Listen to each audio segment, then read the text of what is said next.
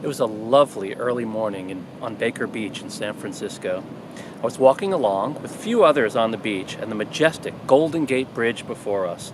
It felt like just another glorious day in paradise until I spotted something, a stingray, stuck on the sand.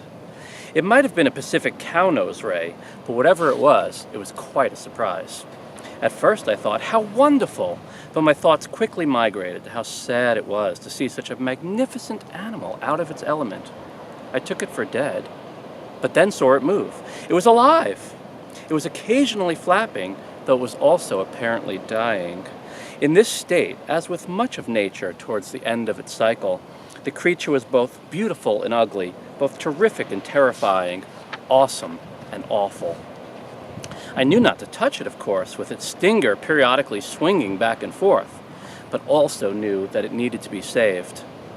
Spotting a little city vehicle by the dunes, I immediately ran across the beach to the two workers who were cleaning up garbage and explained the desperate situation, trying not to pant too much. They seemed to take it all in, yet there was little reaction and almost no movement. Certainly no movement towards solving this crisis. But they finally agreed to come over and have a look. I ran back to the shore where the stingray remained and waited, now with a few other onlookers, for the little vehicle and the two workers to slowly putt over. They didn't actually take very long, but it certainly felt like eternity. A ray or a fish out of water probably feels akin to a person stuck underwater. Even a minute can be an extended period of suffering. Just when I thought they were going to get their gear and spring into action, they took out an old dustpan, a large garbage bag, and a pair of very worn gloves, handing them to me.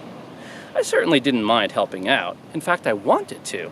But I was surprised at their delegation of responsibility and unsure how to use these meager implements to save a life. I quickly realized it wouldn't be easy with these inappropriate tools. The handle of the metal dustpan bent with the weight of the stingray and wet sand, while the black plastic garbage bag kept folding on itself, and I couldn't slip it under the ray. I continued to wear the gloves, but I wasn't sure why. I needed to switch gears.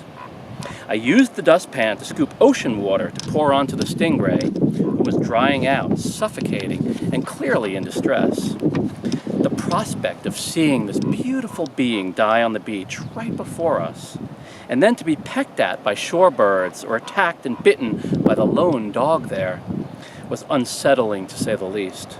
The prospect of saving it and seeing it rejoin its ocean community pushed me forward.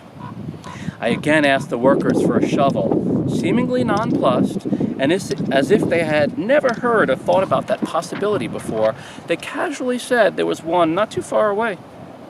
I used the time they were gone to keep pouring water on the stingray as it was looking up at me with its big, round eyes. Each bulging eye, the size and look of a dark marble, seemed to be a planet in and of itself, a world within it I could only imagine. There's no way to know what the stingray was thinking, but I'll never forget that look.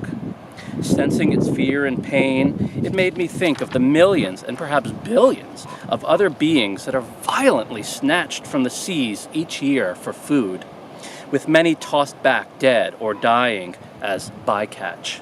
Another instance of collateral damage in our self-defeating war against nature. Returning minutes later in their little vehicle, I borrowed the workers' long-handled shovel, scooping the stingray up.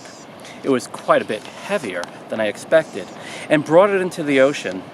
Some mixture of excitement, pride, and fear washed through me, along with the water over my cold, wet feet.